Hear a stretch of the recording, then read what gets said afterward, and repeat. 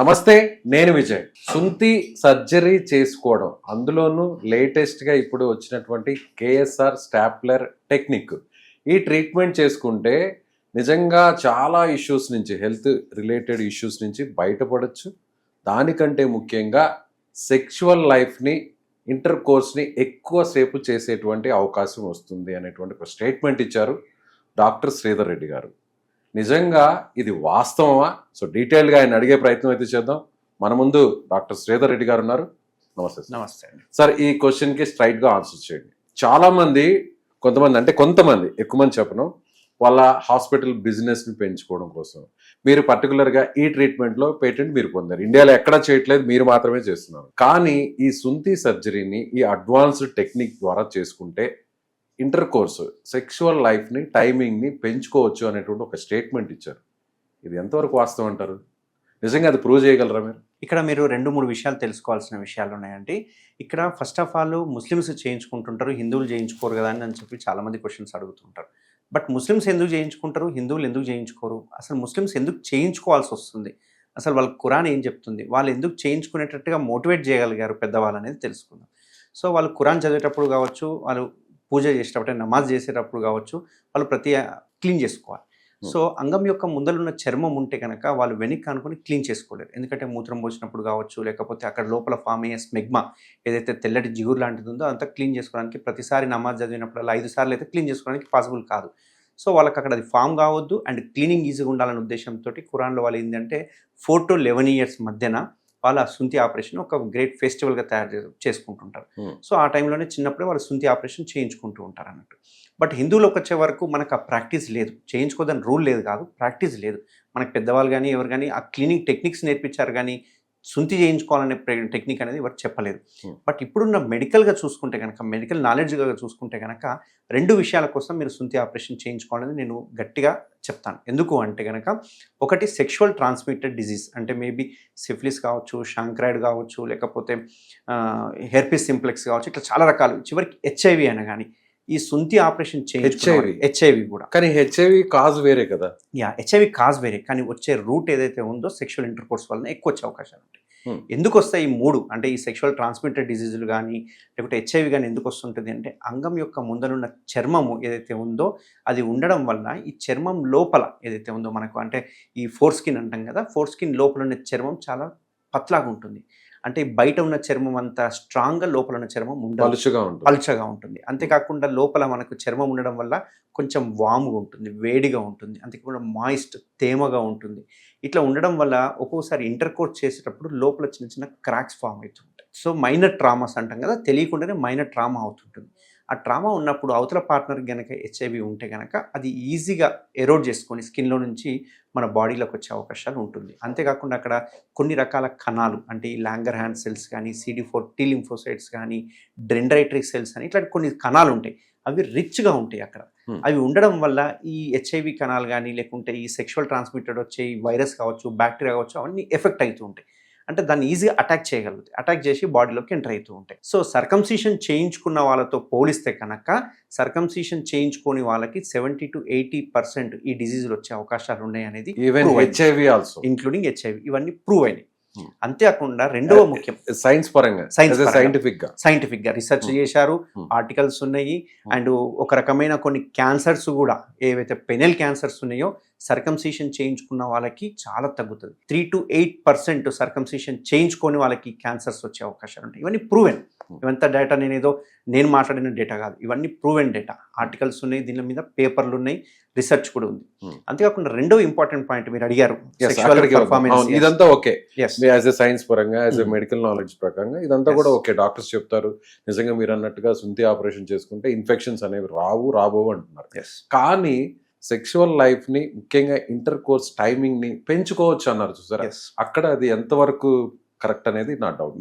ఇక్కడ మీరు ముఖ్యంగా గమనించాల్సింది ఏంటంటే, ఇప్పుడున్న యూత్ కావచ్చు, లేకపోతే ఎవరైనా అబ్బాయిలకు చర్మం అనేది ముందుకు వెనక్కి ఫ్రీగా ఉంటే ఇంటర్ కోర్స్లో ఎటువంటి ప్రాబ్లం ఉండదు.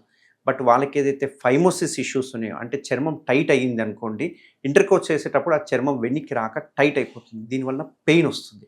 పెయిన్ రావడం వల్ల ఆటోమేటిక్గా ఎజాక్యులేషన్ అయిపోతుంది, అంటే వీర్యం బయటకు వచ్చేస్తుంది. ఎందుకంటే ఆ పెయిన్తో వాళ్ళు ఇంటర్ కోర్స్ చేయలేరు. దీనివల్ల ఎరెక్టైల్ డిస్ఫంక్షన్స్ అనేవి వస్తుంటుంది, అంటే అంగస్తంభన ఇష్యూస్ అనేవి వస్తూ ఉంటాయి. సో వాళ్ళ పెయిన్ని మనకు బ్రెయిన్లోకి వచ్చే వరకే ఆ బ్రెయిన్ ఇమ్మీడియట్గా చెప్పేస్తుంది, ఎరెక్షన్ తగ్గించేసేస్తుంది. సో అంగస్తంభన పడిపోతుంటుంది.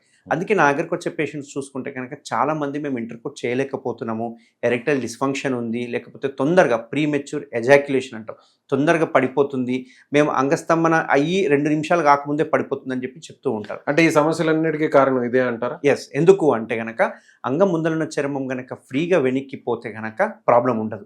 అండ్ ఇంకో ముఖ్యమైన ఇంపార్టెంట్ ఏంటంటే అంగం యొక్క చర్మము కవర్ చేయడం వల్ల లోపల సెన్సిటివిటీ అనేది ఉంటుంది.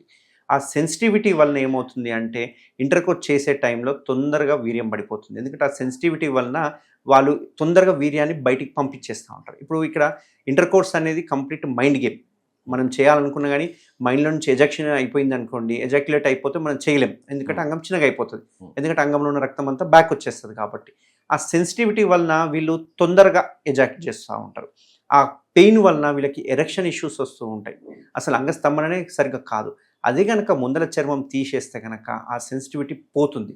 పోవడం వల్ల వాళ్ళు ఎక్కువసేపు ఇంటర్కోర్స్ చేయగలుగుతారు. అంతేకాకుండా వీళ్ళకి ఆ చర్మం అనేది ఉండకపోతే కనుక ఎటువంటి అబ్స్టకల్స్ ఉండవు, అక్కడ అడ్డంకులు ఉండవు.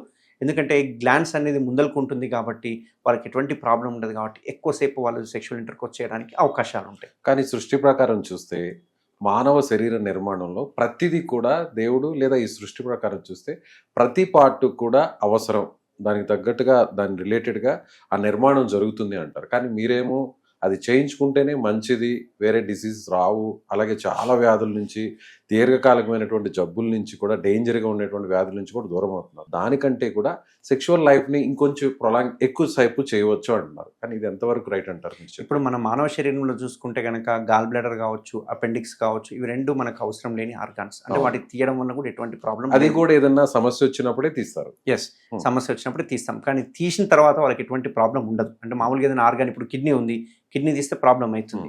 బట్ అది అపెండిక్స్ కానీ గాల్ బ్లాడర్ తీస్తే ఏ ప్రాబ్లం ఉండదు. ఎందుకంటే అవి చేసే పని వల్ల మనకి ఎటువంటి బాడీకి ఎఫెక్ట్ ఉండదు.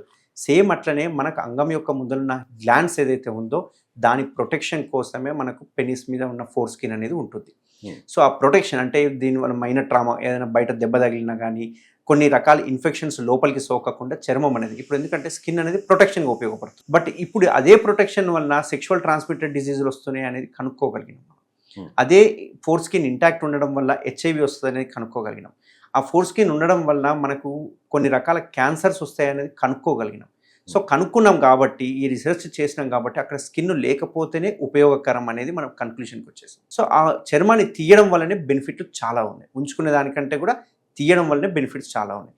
ఇంకొక రీసెంట్ రీసెర్చ్ వచ్చింది, మీకు మీ ఛానల్ ద్వారా చెప్పాలనుకుంటున్నది, అందరికీ అవగాహన చేద్దాం అనుకుంటున్నాను.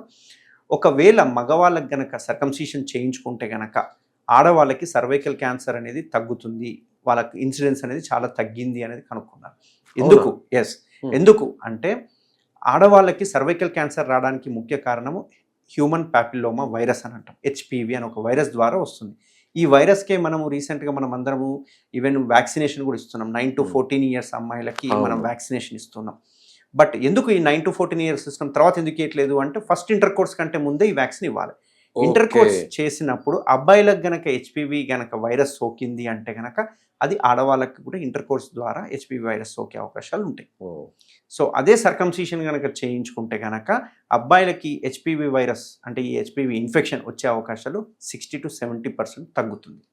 సో ఇండైరెక్ట్గా చూసుకుంటే కనుక ఆడవాళ్ళకి సర్వైకల్ క్యాన్సర్ రాకుండా ఉండాలంటే కూడా సర్కంసిషన్ చేయించుకోవాలనేది ఈ మధ్యన రీసెంట్ స్టడీస్ అనేది వచ్చింది. ఒకవేళ అలా చేసుకుంటే ఈ హెచ్పివి వైరస్ తగ్గుతుంది 100%, 60 to 70% రీసెర్చ్ చెప్తుంది. 100% హెచ్పివి వైరస్ ఇన్ఫెక్షన్ అనేది తగ్గుతుంది అబ్బాయిల్లో సర్కంసిషన్ చేయించుకోవడం వల్ల. సో ఇంత బెనిఫిట్స్ ఉన్నప్పుడు దేవుడి ఇచ్చిండు, మనం చేయించుకుంటే ఎట్లా అనే దానికంటే కూడా చేయించుకోవడం వల్ల బెనిఫిట్స్ని ఆలోచించుకుంటే కనుక చాలా బెనిఫిట్స్ ఉన్నాయి కాబట్టి దాన్ని ఖచ్చితంగా సర్కంసిషన్ చేయించుకోవాలి. ఇంకొక విషయం ఏంటి అంటే చిన్నప్పుడే కనుక సర్కంసిషన్ చేయించుకుంటే కనుక మామూలుగా చిన్నపిల్లలకు చూస్తుంటాం ఊరికి జ్వరాలు, చలి జ్వరం అట్లా వస్తుంటుంది. ఎందుకు వస్తుంది? రికరెంట్ యూరిన్ ట్రాక్ట్ ఇన్ఫెక్షన్ వల్ల వస్తుంది. బట్ అదే కనుక సర్కంసిషన్ చిన్నప్పుడే చేయిస్తే చిన్నపిల్లలకు కూడా యూరిన్ ట్రాక్ట్ ఇన్ఫెక్షన్స్ అనేవి రావు. అంతేకాకుండా ఇంకొక ఇంపార్టెంట్ న్యూస్ ఏంటి అంటే ఈ ఫోర్ స్కిన్ ఉండడం వల్లనే బెలనైటిస్, బెల్నోపాస్టైటిస్ అనే డిసీజులు వస్తాయి. ఇవి ముఖ్యంగా డయాబెటీస్లో వస్తుంటాయి. సో వాళ్ళు ఒకవేళ ఫ్యూచర్లో డయాబెటిక్ అటాక్ అయినా కానీ ఇట్లాంటి బెలనైటిస్, బెల్నోపాస్టైటిస్ రావు. సో దీనివల్ల చాలా బెనిఫిట్స్ ఉన్నాయి కాబట్టి సర్కంసిషన్ని 100% చేయించుకోవాలి, అవగాహన తేవాలి. అంతేకాకుండా ఇప్పుడు వచ్చిన లేటెస్ట్ టెక్నిక్ ఏదైతే ఉందో స్టేప్లర్ అనే టెక్నిక్, ఆ టెక్నిక్ ద్వారా ఎటువంటి పెయిన్ ఉండదు, complete painless technique. Within half an hour discharge చేయడం జరుగుతుంది. 10 డేస్లో మొత్తం హీల్ అయిపోతుంది కాబట్టి ఎటువంటి ప్రాబ్లమ్స్ కానీ కాంప్లికేషన్స్ కానీ ఏమీ ఉండవు. సో ఇప్పుడు మీరు చెప్పిన ప్రతి వర్డ్ కూడా స్టిక్ ఆన్ అంటారు. అదే యాజ్ పర్ మెడికల్ నాలెడ్జ్ ప్రకారం, ప్రొసీజర్ ప్రకారం చూస్తే కూడా సో ఇది ఖచ్చితంగా రీసెర్చ్ ద్వారా ప్రూవ్డ్ రీసెర్చ్ వల్ల ప్రూవ్ చేస్తారు కన్ఫర్మ్. కాబట్టి మనం సర్కంసిషన్ని మనం ప్రమోట్ చేయగలుగుతున్నాం. ముఖ్యంగా ఈ సర్కంసిషన్ అనేది ఇప్పుడు కాదు, ఎన్నో సంవత్సరాల నుంచి సర్కంసిషన్ చేస్తూ ఉన్నారు. ఈజిప్ట్ కాలంలో వాళ్ళు పాలించిన టైంలోనే సర్కంసిషన్ అనేది ఉంది. అప్పుడు జస్ట్ బ్లేడ్తో కట్ చేసి ఎటువంటి కుట్లు వేసేవాళ్ళు కాదు, జస్ట్ కట్ చేసేవాళ్ళు. కానీ ఇప్పుడు మనం చేసే టెక్నిక్ ఏదైతే ఉందో స్టేప్లర్ టెక్నిక్, ఇది న్యూ టెక్నాలజీ. దీనివల్ల పెయిన్ ఉండదు కాబట్టి దీనికి ఎటువంటి భయపడాల్సిన అవసరం అనేది కూడా ఉండదు.